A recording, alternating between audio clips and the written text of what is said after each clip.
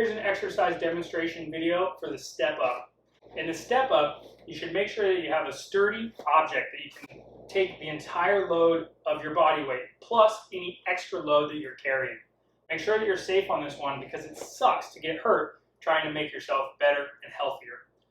For the step up, you can do this with 1 or 2 dumbbells or kettlebells. And I encourage you to work on a higher step, a deeper range of motion, before you try to add more load.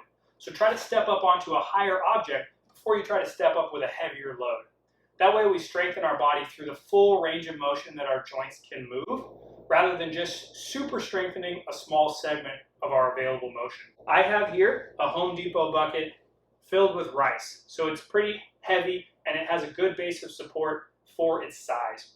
You might use a standard weightlifting bench in a gym, or you could do this one with a box, a plyometric box, or a step stool, or another piece of furniture that's good and sturdy for you to step up onto.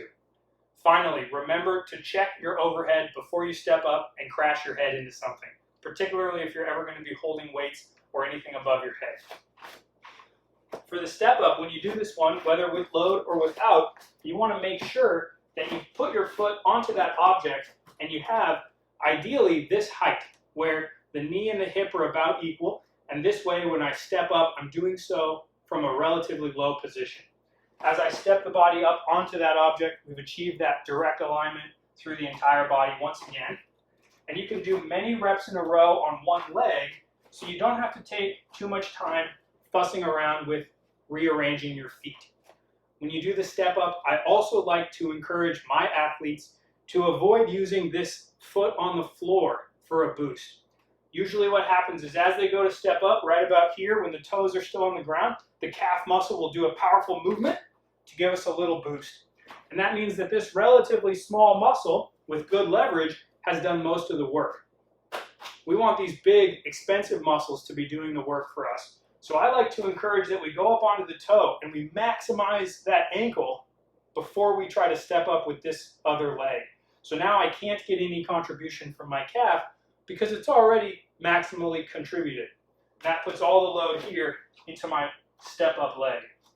You can do this and just touch your toes, but don't fully support yourself on the floor. You'll feel that that leaves the tension on this lead leg.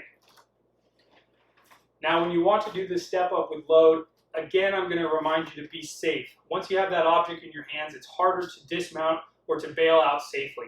So make sure you have a good amount of room around you where your dismount or your emergency bail will not injure someone else. When you're doing the step up, you can hold 2 hands on one weight, which is what I like to do, or you can hold the weight down to your side, opposite to the leg that's stepping up.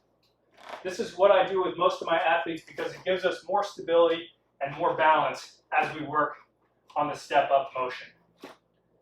Remember, when you get to the top, abs and glutes just as tight as ever. Just like we do with our standing, lunging, squatting, and deadlifting, we want to have that contribution from the entirety of the core and keep that all the way up into your neck so you keep that proper posture for the entire spine. As you're doing the step-ups, remember to keep breathing, bring that fresh oxygen in so that you're constantly giving the muscles the fuel that they need. All right, hope this is helpful and you think of me next time you're doing your step-ups.